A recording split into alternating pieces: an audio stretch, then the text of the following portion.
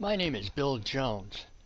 I'm with OperationOfficialMisconduct.com. Today's topic and title is Controlling the American Population via Psychological Warfare. First, I'd like to talk to you. I have up on your monitor right now the first Constitution of Pennsylvania. Notice the date, September 28th, 1776.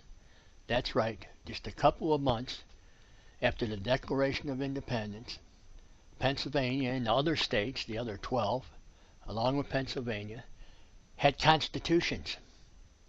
We haven't even finished our victory, and we have constitutions. The first constitutions, of course, were states. There would not be a federal constitution. And then the Federal Bill of Rights complete until 1791. But here we have the first Constitution. It was the basic rights, human rights of the citizens of the individual states, and they all had similar basic human rights.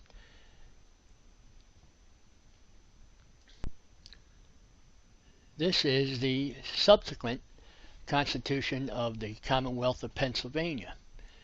The second one was circa 1790, and they continue as all the other state constitutions, all 50 of them, continue on and have newer constitutions. My home state of Illinois, for instance, is on their fourth constitution, an updated version of the original one that was done in 1970.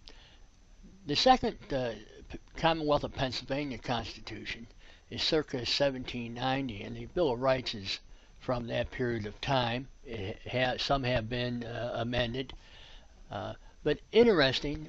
We look at this and talk about separation of church and state. You talk about Almighty God in the preamble. Then we go to inherent rights of mankind. These are basic human rights here in America for all of us, no matter what state you're in. All men are born equally free and independent and have certain inherent and indefeasible rights, among them which are those enjoying and defending life and liberty, of acquiring and possessing and protecting property, reputation, and pursuing their own happiness. Then there's political powers. All power is inherent in the people, and all free governments are founded on their authority and instituted for their peace, safety, and happiness.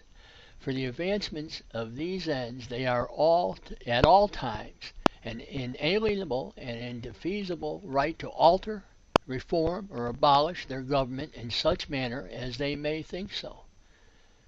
These are rights going back to the Declaration of Independence. They're still in power today to the citizens of the free independent states. Pennsylvania's Constitution continues. It covers freedom, religious freedom, religion, elections, trial by jury, freedom of press and speech, and the definition of libels. It continues on. Those are still basic constitutional rights enforceable today.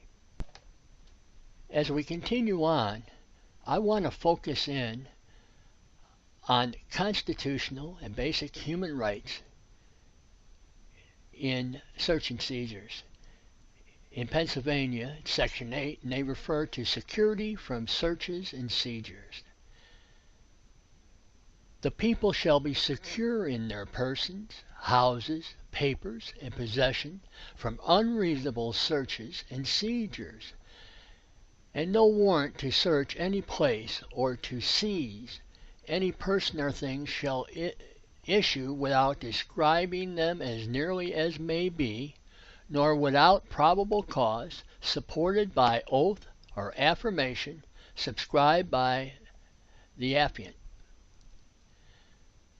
Now, these in all the states, they're roughly the same. They're the same in the federal Constitution. it's important, and I'm going to be talking about where we have massacres and massive denials, where we have false oaths. We have perjury in the case of searches and seizures.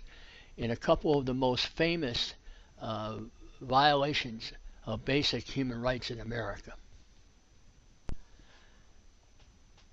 The next 5 podcasts that I will be presenting will be involving the individual incidents or massacres.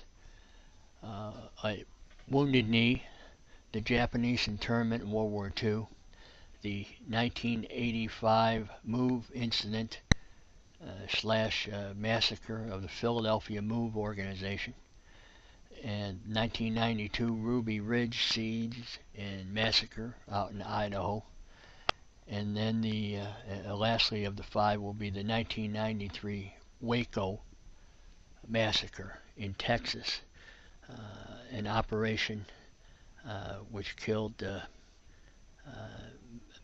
most of the Branch Davidians, and that was in 1993.